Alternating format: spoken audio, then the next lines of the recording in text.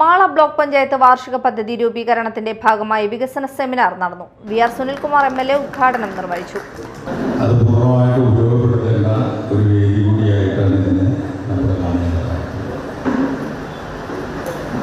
പഴയ ഒരു കാലഘട്ടത്തിൽ നിന്ന് വ്യത്യസ്തമായി ജനങ്ങളിലേക്ക് അധികാരം എന്നുള്ള ആ സങ്കല്പം അത് എത്രത്തോളം നമ്മൾ ഉപയോഗപ്പെടുത്തുന്നു എന്നതിനെ ആശ്രയിച്ചിരിക്കും നമ്മുടെ ഈ നാട്ടുപുറങ്ങളിലെ നമ്മുടെ വികസനം എന്ന് പറയുന്നത്.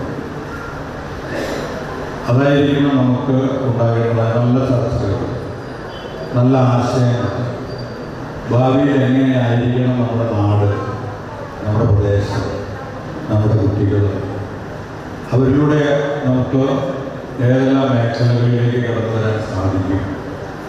അത്തരത്തിലേക്ക് ഒരു ഭാവി തലമുറയെ മുൻകൂട്ടി കണ്ടുകൊണ്ട് തന്നെയായിരിക്കണം ഒരു വികസനത്തിന് തുടക്കം കുറിക്കുന്നതാണ്. ബ്ലോക്ക് പഞ്ചായത്ത് പ്രസിഡന്റ് സുഭാഷിണി രാജീവ് അധ്യക്ഷത വഹിച്ചു. വികസനകാര്യ സ്ഥിരം സമിതി ചെയർപേഴ്സൺ ധന്യ ദേവദാസ് പദ്ധതി വിശദീകരണം നടത്തി.